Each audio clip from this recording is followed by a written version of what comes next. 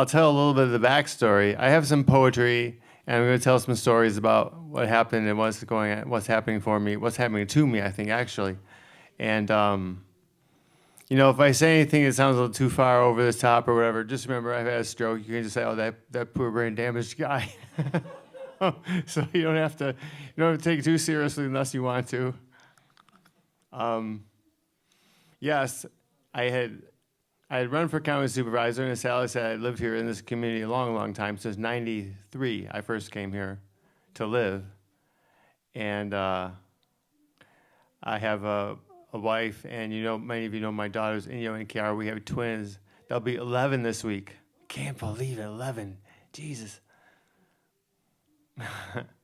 And they're at Kate Wolf right now, having a wonderful time. Yeah. I'm sure they're having a wonderful time. So it's very interesting. I mean, a lot led into this was not harmonious at all. And I think a lot of it is what led to my having a stroke. When I ran for county supervisor, I thought that I was rough and tough enough to handle most anything that came my way. I had done a lot of civil disobedience over the years. I always been an activist, kind of crusader for justice things. So I had put myself in a lot of situations where, I had to show a lot of courage and a lot of fortitude. And I thought I could handle anything that came along. And some of the things that went on during the campaign, I gotta say, I got pretty broken down. I really did. Some of the stuff that happened, some of the gossip about me or my family or different things that happened in the community. And, a lot of people say, oh, so I was in a pretty bad spot. And I had come through the primary. I was going to be in the runoff in November.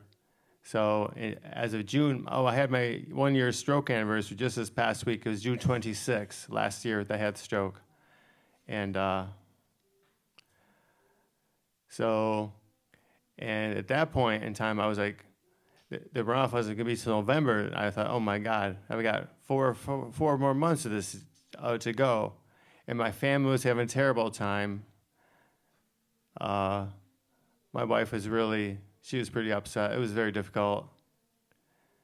And so I wanted to find some new ground. I knew I had to find some new ground to be able to make it through these next few months and get my family through it. And so I asked a friend of mine, I've done a lot of work in the men's community, and I asked a friend of mine from Sonoma County, who I'd done a lot of personal work with, if he came up and sit with me for a day. I needed kind of a mini retreat. And he said he would. So he came up, we got a little cabin in the woods and camped out, and I got the day clear, and off we went. And I remember the day of the stroke. I remember the morning. I remember being with my family, saying goodbye, seeing my friend. And he said, well, what do you need? What do you need? Where are you going? What do you need? And I said, well, I was busted. I was broke. And I said, well, I need a new vision for myself, for my family, and for all of humanity. And that was about the last thing I remember saying. Because the next thing that I remember in this world, in this plane we're on, was waking up, and I don't know where I am. I'm looking around the room, and there's a man standing over somewhere to my left. And I say, where am I? He said, you're in the hospital. I said, what am I doing here? He said, you had a stroke. And I said, you're kidding me. He said, no. That's the next thing I remember. And this was in August, it turns out. This was in August. So all July was gone. I woke up, I came back in August. So I lost about 6 or 7 weeks. And they just surgically got removed from my timeline. I'm still adjusting. It's like having lost 6 weeks. Man, I'm still not adjusting to this idea that's June 2019. I'm adjusting to this idea all the time. So,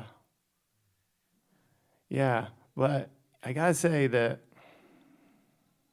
as difficult as it is at this point, I don't regret what happened. I'm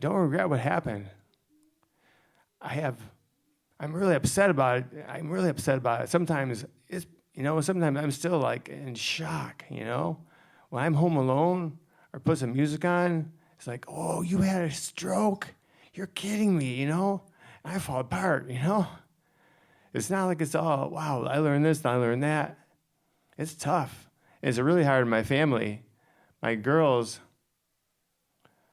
we're still trying to adjust, you know? I was always very physical and vigorous with them. And, you know, all of a sudden, the next time they saw me, they had a grandpa, not a dad, you know? That sucks. It's hard. And I read a little poem I wrote about it.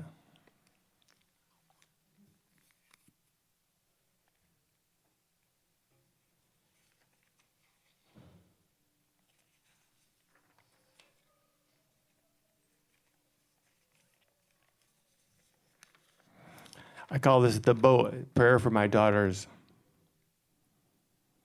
Oh, I think I mentioned this, but probably many of you know my daughters are twins.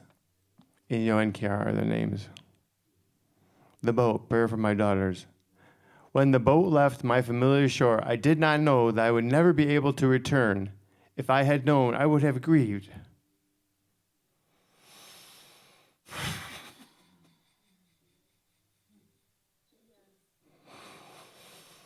I would have said some goodbyes.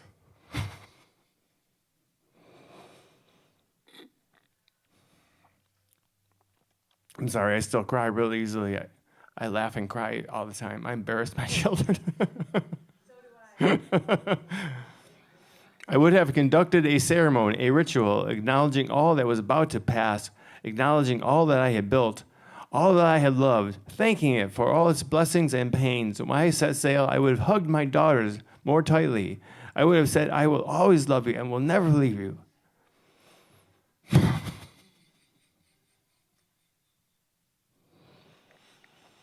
But when I see you again, it will be another life. The Papa you knew all of your years will be gone, replaced by someone we have not yet met. I would have apologized for the shock we were all about to receive, all that I was not yet conscious of, still waiting to be revealed. My daughters, I had no way of knowing in that last morning I saw you before my boat left my familiar shore. There would be a knock at the door.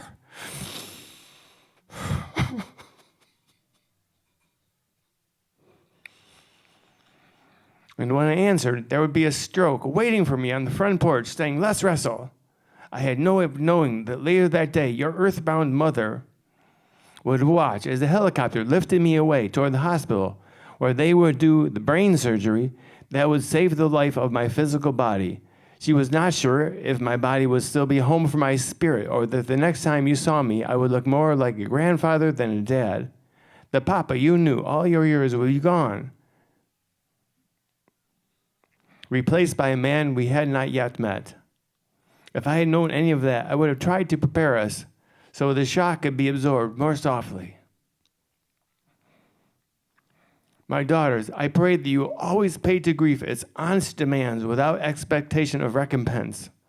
I have been dragging around these buffalo skulls for a long time now, and when the tethers break, I pray you will be awash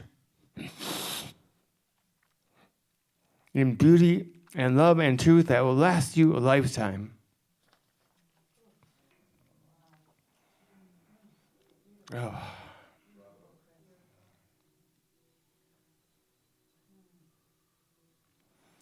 So I want to say some more things. When I was in the hospital,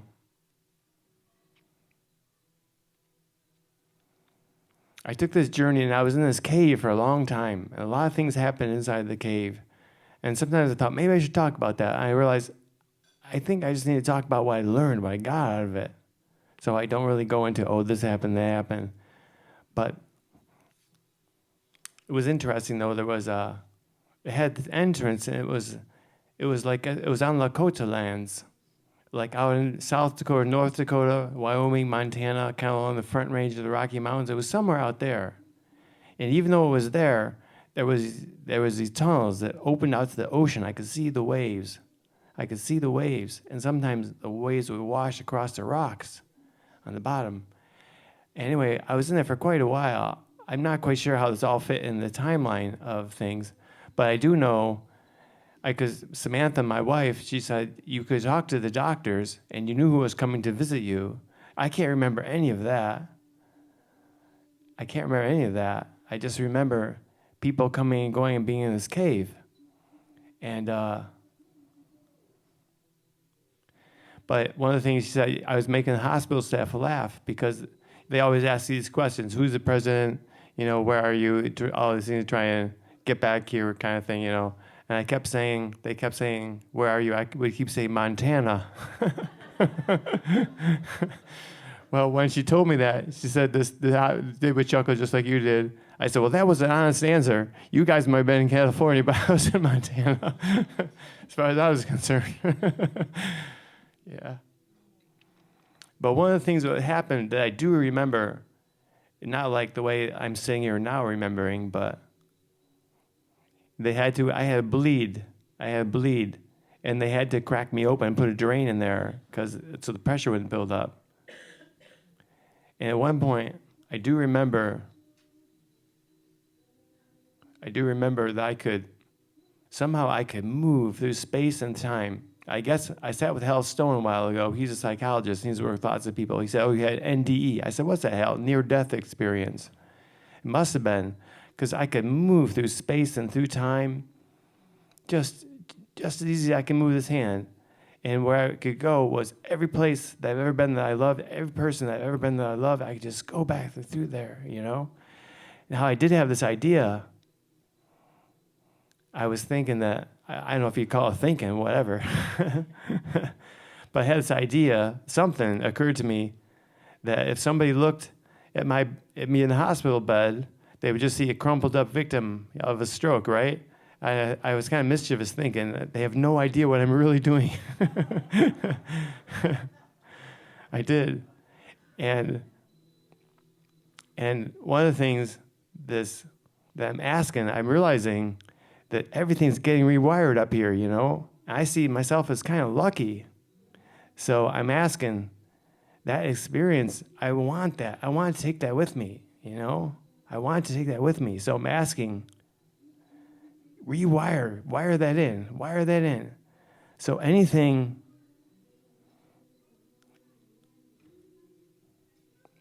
it's funny, when Sally mentioned that we sat together, I was describing that to her, and she said, oh, yes, and it's like this, and it's like that. And my jaw just dropped. I was like, Sally, she took the words out of my mouth. How did you know? She said, I do Tai Chi. And the Grateful Dead song came back to me, the women are smarter. I thought, geez, if only I had known you guys do Tai Chi. I wouldn't have to have a stroke and scare everybody like this, The women really are smarter. So anyway, I laugh when I think about that.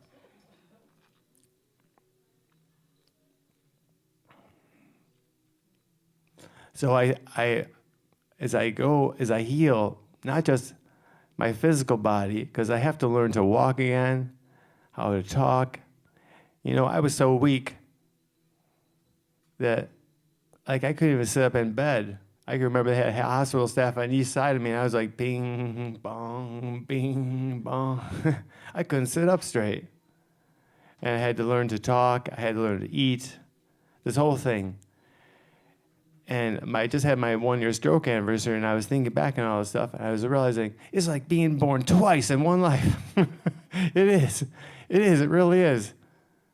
And because I'm having to learn all these things again. Sometimes I feel this tremendous swelling of pride, like when I could start to walk again. And I remember my children, when they took their first steps, they would beam with this pride and joy. I took a step, And I was feeling that inside. When I took some steps, I could feel it. And I'm like, wow, a 56-year-old man, and I'm like a 1-year-old child. I feel that, Wow, I took a step today. And once in a while, when I go a little distance without my cane, I'm like, look at me. like a little kid would. It's ridiculous. It's kind of sad and funny at the same time. But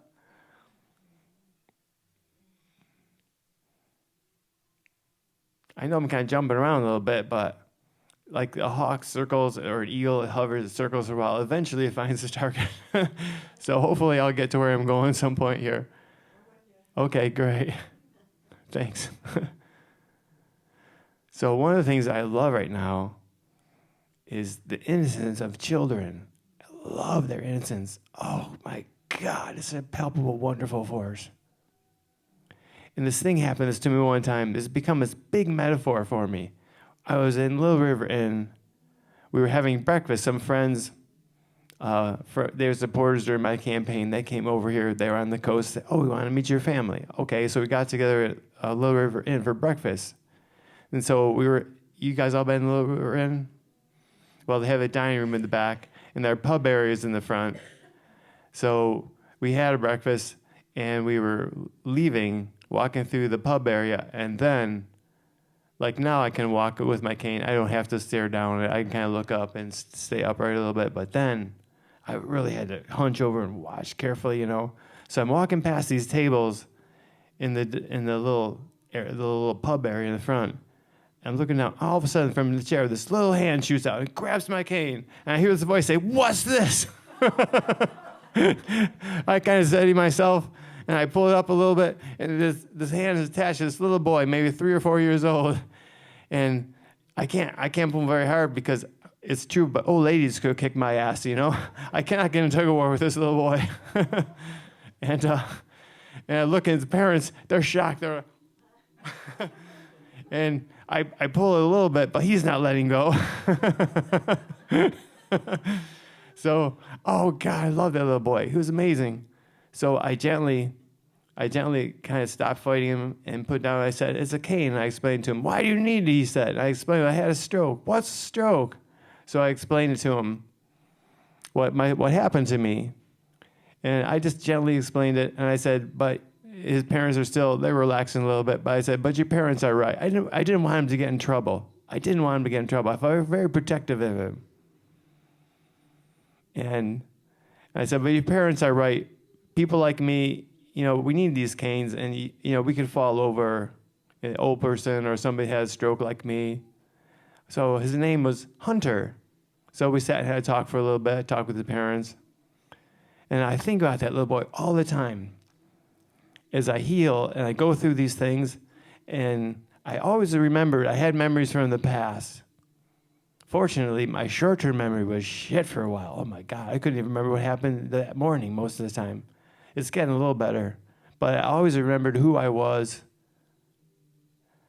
One other time in the hospital, I opened my eyes and I could see my wife, Samantha. She was across the room. And at that point, I kind of knew what had happened a little bit. But I sort of knew somehow I was okay. Something had survived, you know? And I wanted her to know, because I know how scared everybody got. Because, okay, well, he survives, but maybe his hard drive gets erased, you know? And I knew it hadn't. So I saw her across the room. I go, Sam. Get her attention.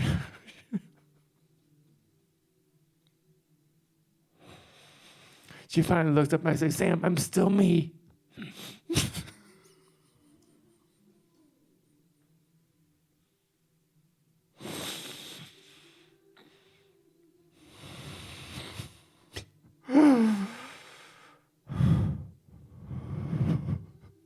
That was a big relief.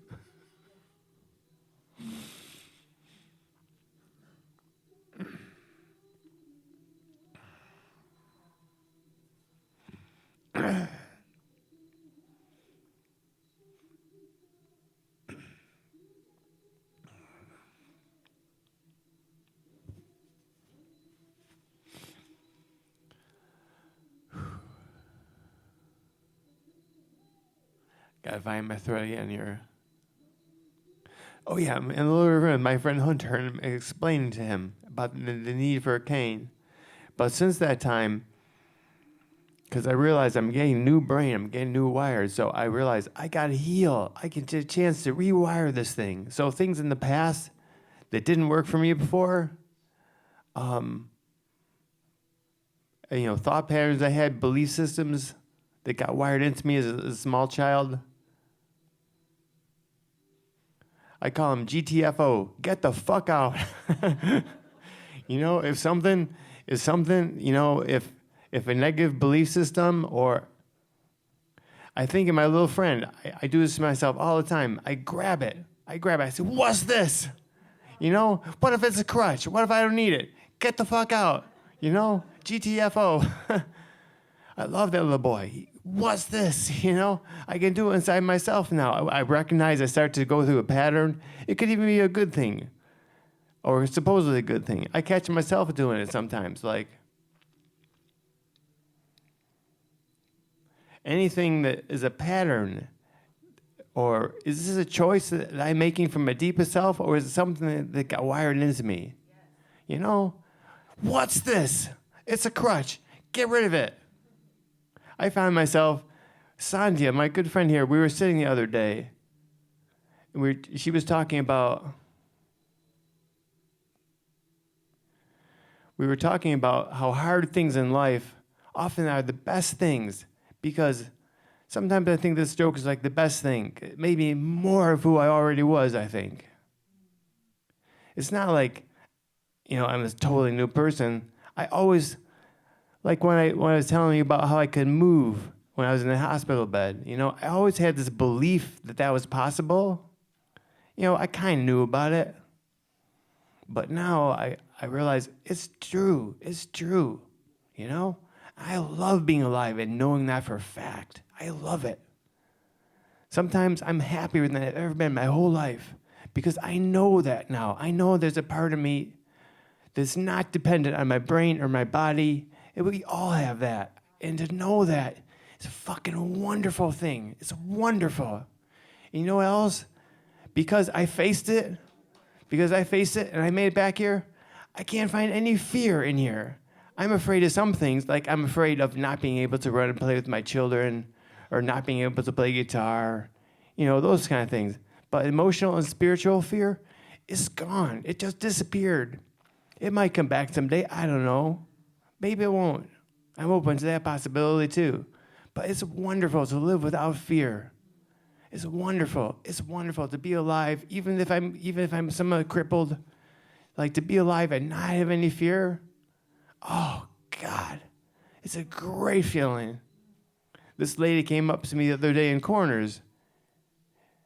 I didn't know her personally, but she must have read about me in the papers or something and seen me with my cane. She said, "Are you Chris Skyhawk?" I said, "Yes." She said, "I'm so sorry for what happened to you." I wanted to say, "Don't be sorry." It might be the best thing that ever happened to me. You kidding? Because of that, I get that feeling, that moving. I have it now with me, and there's no fear. There's no fear. It's like, don't be sorry. I don't want you to feel bad. There's nothing to feel bad about. But I knew what she meant. She was giving me her own thing about it. She cares. So that was fine. I got it, I appreciate it.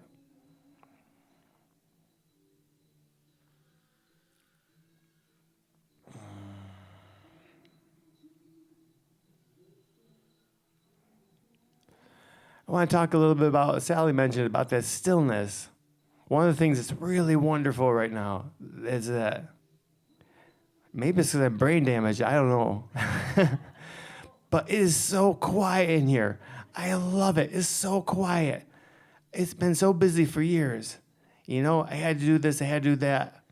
Especially when I was running my campaign. I had to learn this, learn that, know who to meet, where to go, who's who, what's what the laws were, the policies, all this stuff. It's filling on my head all the time.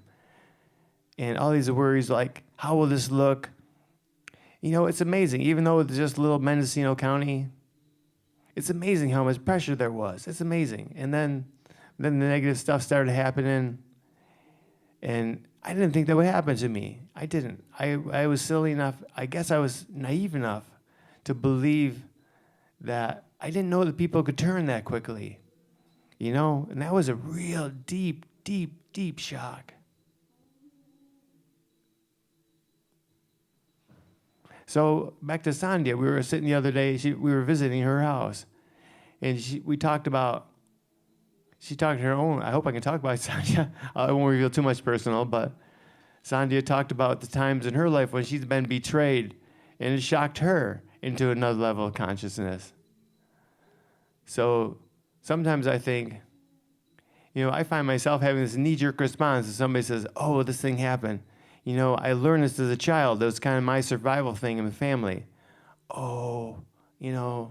Use my compassion or use my innate love to kind of go in that direction. Or now in this culture, I want to be a good New Age man, so I listen deeply and compassionately and all that stuff that New Age men are supposed to do, right? But it's just a trained response.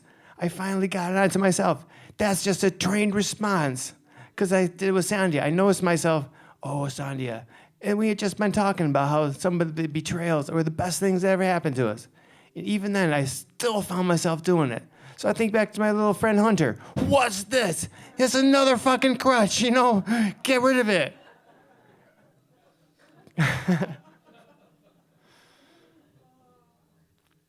I mean, I think back to how we come into this world and the moment that we get here, almost from the moment we get here, we're being molded and shaped into this finite idea. It's just, but we're not. We're unlimited.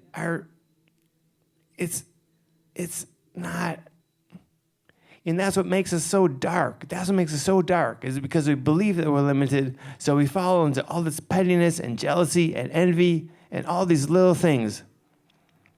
I used to think that the biggest evil in the world was probably like genocide. Those things are horrible. But the biggest ones are the little things we carry around every single day because they're assumed to be normal. They're assumed to be within the parameters that we get to behave, and we all believe it. So what does it take? I don't know. How do we get there? I don't know.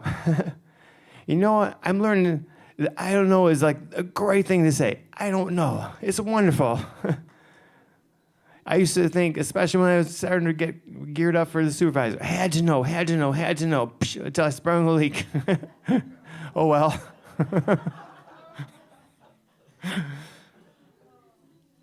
And there's all this pressure. Oh, he doesn't know. Vote for somebody else, And we're trained. We're molded from the moment we get here. What does the school reward us for? Oh, do you know? Do you know? Oh, this kid's a smart one.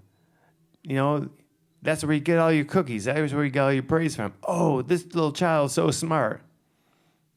Maybe with those little bumpers that say, my child's an honor student, maybe we should go give him a hug. I'm sorry.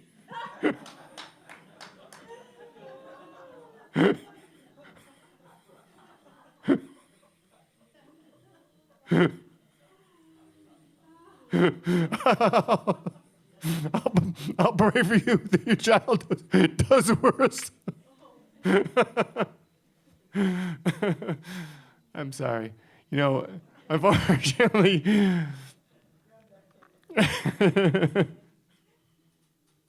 I feel a little sad for my daughters sometimes because they're right in this preteen thing where all this, they're getting more into what does the world mean? How do I fit in it? And then they got me. Once in a while, I know they love me. I see them look like, oh, he's not our dad. No. And then I just have to say, well, hopefully someday they'll have a wonderful feeling about this time or whatever. It's just not right now. And I just have to say, okay, I accept. Which leads me to probably one of the last things I want to talk about. I want to talk about the warrior. The warrior has gotten a bad rap because I understand why. Because mostly we have this dark, patriarchal, corporate, inhuman agenda that it serves, unfortunately.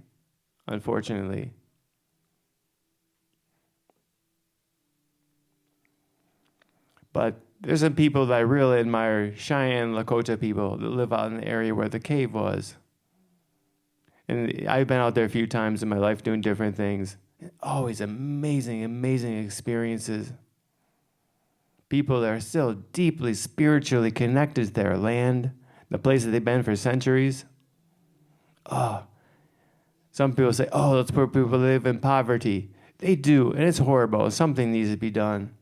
But they're also among the most richest human beings I have ever met, ever. And there was,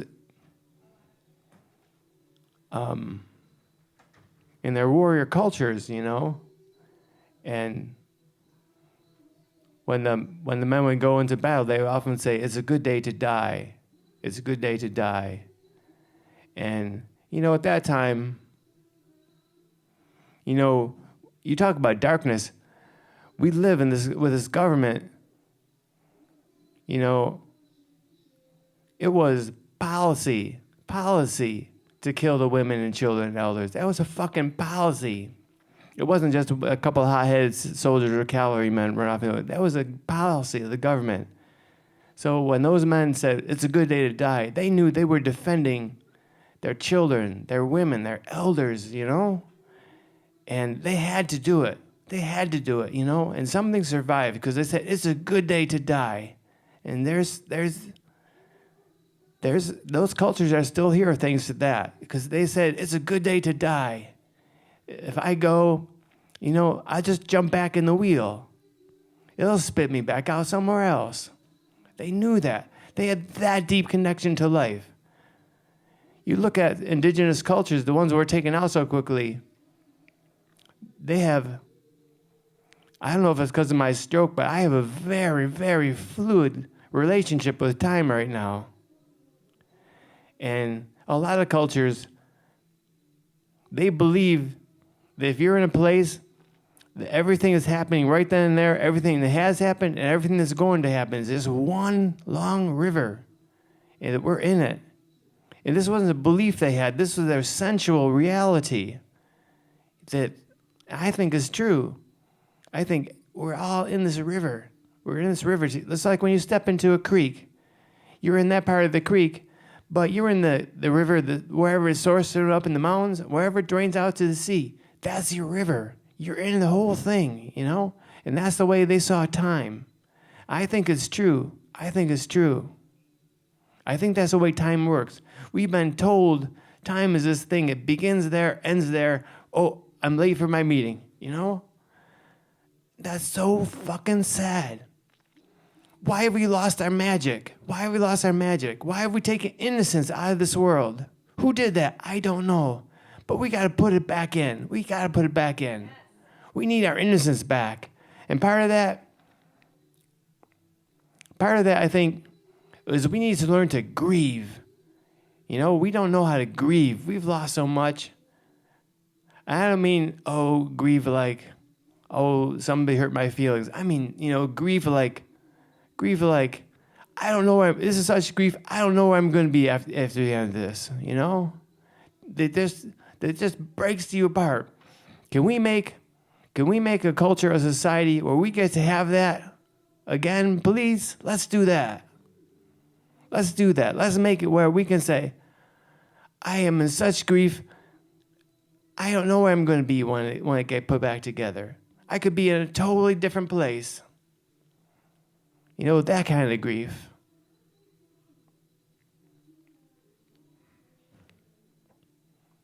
We need to make that where we can have that again. We need to come up with the rituals. We need to develop communities that we get to say, yes, that kind of grief. Because otherwise, all we're doing is making nicer deck chairs on the Titanic. That's what we're doing right now. When we do all these other things, we're all on this Titanic. We're killing this beautiful place that we live. It's fucking dying. So what are we still holding on for? We don't owe any allegiance. Why are we still dragging around that little dark ball that they attached to us when we were born? Here, drag this around the rest of your life. Here, drag this around the rest of your life. You have to be smart. You have to do this. You have to do that. All these rules. I say GTFO to that, And anything that they do, I say they, because I do believe there's people that are very invested in the system running the way it is still. I don't know who they are. I don't know their addresses. I don't have their email or phone number, sorry. But you can feel it. You can feel it. And that's why our planet is being killed. Because we're not in our right alignment. We're not in our right alignment. And it's been taken from us. I know the people here we are on Turtle Island, We're right now where Pomo people lived for centuries and centuries before Europeans showed up here. Had a very different relationship with the land that we're on right now and time. And people all across Turtle Island had that.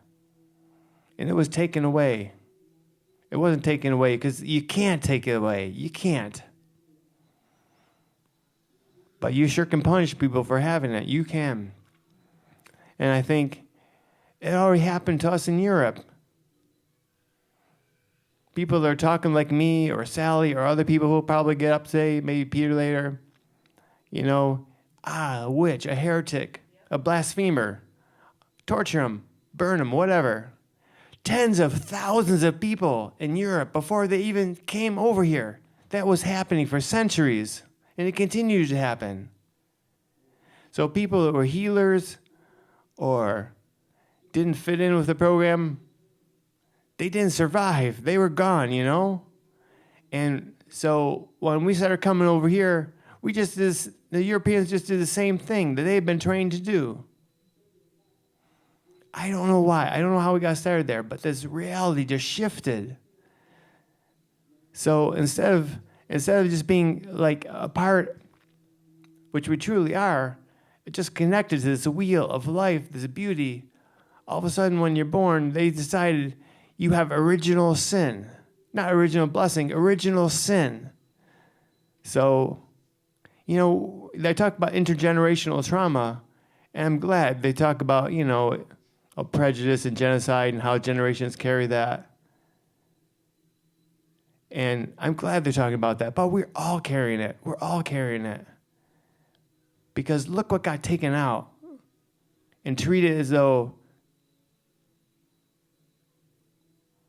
just fantasy or imagination. And they came up with all these rules that we couldn't even think it. You couldn't even think it. If you expressed it, you might be dead. You might be one of those people that got tortured or something. And it told us this world was just made of material. It's not just made of material. It's not. We have to break that code.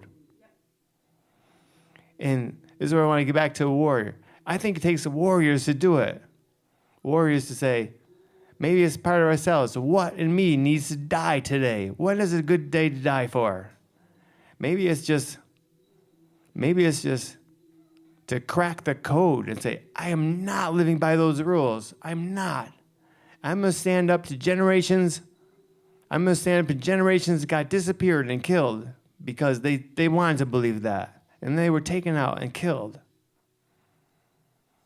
Say, it stops, I'm not going to believe it. I'm not going to play by those rules while you trash this planet.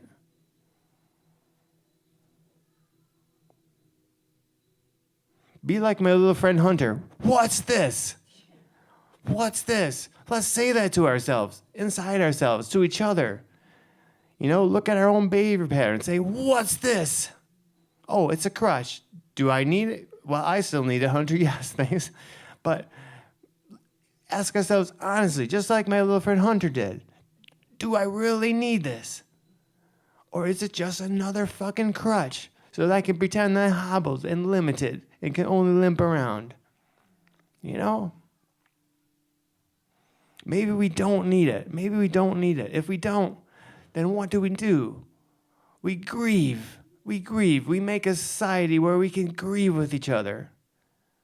Oh. Let's build that world. Let's build it together.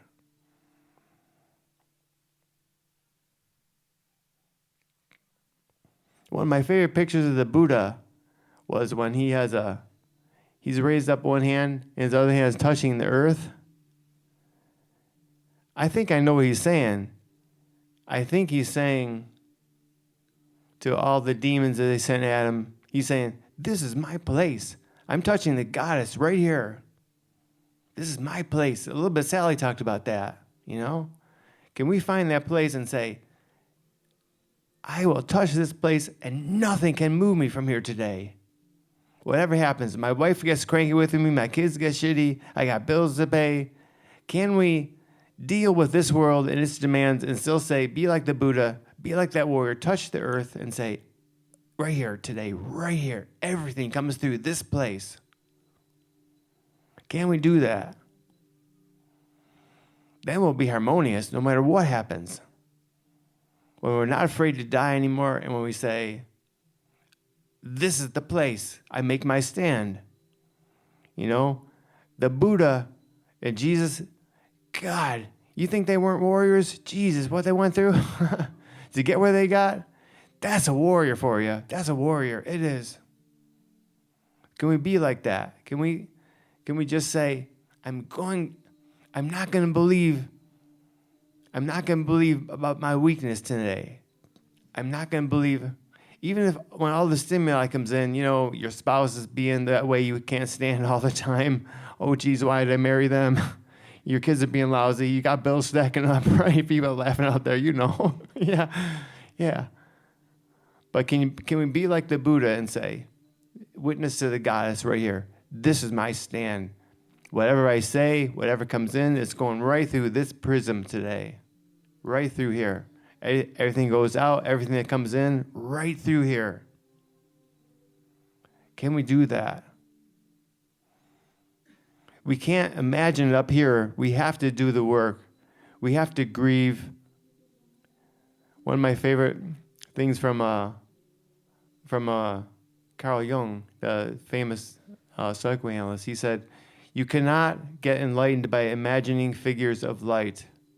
You can only be enlightened when you make the darkness conscious. You know, that means it's going to get ugly. You know, it's going to get ugly. You're going to have to break rules. You're going to have people say, geez, they're going off the deep end. Or you're going to have a stroke. Maybe you could do Tai Chi like Sally. She's a smart one here. Something. But, you know, it might get ugly to get conscious, to get harmonious. Sometimes, you know, it's got to get ugly first before it gets beautiful. And that's part of it. Sometimes I say, once in a while I get regretful about having a stroke. Of course I do. But then I remember what I said to my friend, that I needed a new vision for myself, my family, for humanity. I say, you asked for this, and I did. I could blame campaign pressures. I could blame myself, say, oh, maybe I wasn't strong enough. I should have been stronger. I should have been tougher. You know, but talk about unexpected perfection of life. It's also could entitle this talk, Be Careful What You Ask For, I guess. But I have to bring my warrior to say, all right, I'm meeting you here at the door. We're going to wrestle? All right, let's go. There's no other path. There's not really a choice, because to anything less than that is a hell path for me or for my family or everything else. It would be, everything could disintegrate then. So the warrior says, no, here, like the Buddha. Here's my stand. Everything goes through here. And, you know, I asked for that. I told my friend, and then I wake up in a hospital bed. Okay. So I used to confuse surrender with humiliation. I don't do that anymore. I used to think that I was always a warrior, and so I thought, you don't surrender. You fight the good fight, you fight for the just cause. And now I realize that a warrior sometimes says, I surrender. They do. I was confused about that before. That's why sometimes I say, I like the way my new brain works better. Because sometimes being a warrior is, I submit, I accept. And that's the warrior's path, is surrender sometimes. It's not defeat and humiliation. It's like there are powers that are greater than me that I cannot understand. I have a part to play in it. We have a relationship with these powers. But sometimes they're just going to take you wherever they take you. And part of it is like, okay, like I said in that poem, the Stoke showed up at my front door and said, let's wrestle. Okay, here we go. What am I going to do, run away? I don't think so, can't run away. Can't run anywhere these days. So I have one more poem for you, and I'll let you go. I have no idea what my time is like. Okay, great. Good.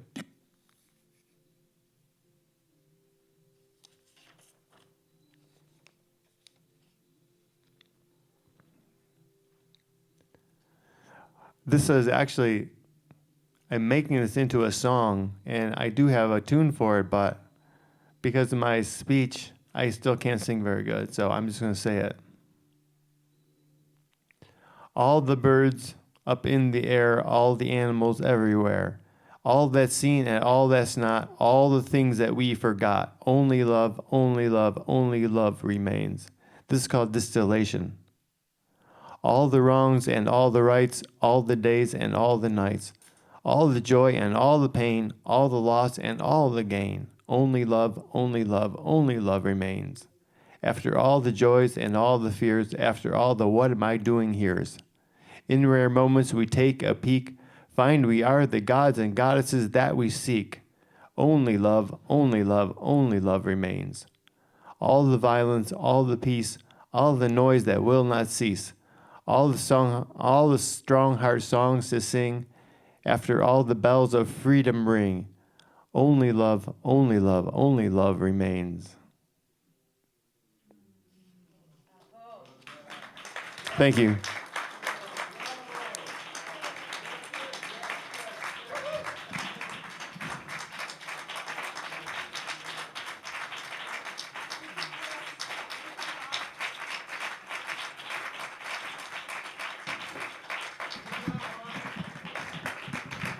Can I say one more thing?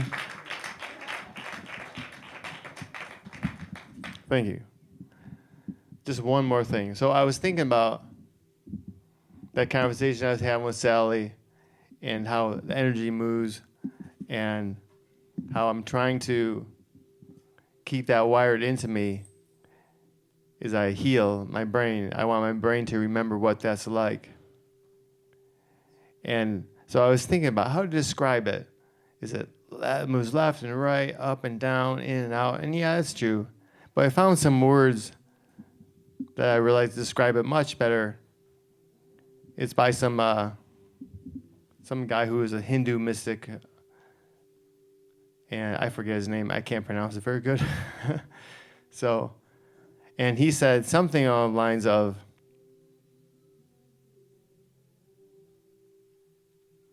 when I know I'm everything, that is love. When I know I'm nothing, that is wisdom. And between those 2 points, my life moves. And I was like, that's what it's like. That's what it's like. It's not left and right and up and down, in and out. It's, I love it. I'm everything. I'm nothing. I'm everything. I'm nothing. I'm everything. I'm nothing. I'm everything. I'm nothing. I'm everything. I'm nothing. I'm everything. I'm nothing. Everything. Nothing. Is that audacious or what?